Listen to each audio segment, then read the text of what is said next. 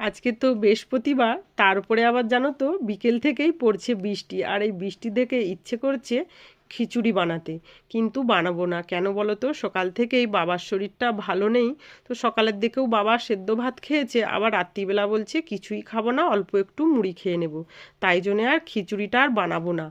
ওই জন্য এই যে বেগুনের সর্ষে পোস্ত দিয়ে ঝাল বানাচ্ছি রাত্রিবেলা। তার জন্য লম্বা লম্বা করে বেগুন কেটে নিয়েছি, আর এখানে একটা সর্ষে পোস্তর পেস্টও বানিয়ে নিয়েছি। বেগুন ভাজা হয়ে গিয়েছে, তুলে নিয়েছি। আর ওই কড়াইয়ের মধ্যে সর্ষের তেল দিয়ে কালো জিরে আর শুকনো লঙ্কার ফোড়ন দিয়েছি, আর কুচিয়ে রাখা আদা, কাঁচা লঙ্কা আর টমেটো দিয়ে এটাকে অল্প করে একটু ভাজা ভাজা করে নেব। তারপরে এর মধ্যে হলুদের গুঁড়ো, লঙ্কার গুঁড়ো এগুলো দিয়ে অল্প একটু জল দিয়ে এটাকে কষিয়ে নেব। আর ওই যে সর্ষে পোস্তর পেস্টটা বানিয়ে রেখেছি ওটাও এর মধ্যে দেব, দিয়ে অল্প করেই কষাবো, বেশি কিন্তু একদমই কষাবো না।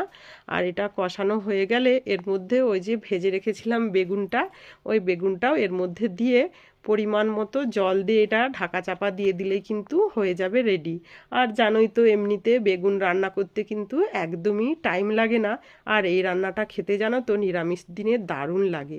জানি হয়তো এইভাবে অনেকেই বানিয়ে খাও, তবু একটু তোমাদের সাথে শেয়ার করলাম, ভালো লাগবে।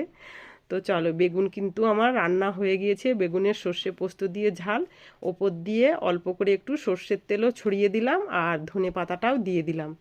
তারপরে একটু ঢাকা দিয়ে রেখে দিলেই কিন্তু এটা দেখতেও যেমন আর খেতেও তো তেমন ভালোই হয়।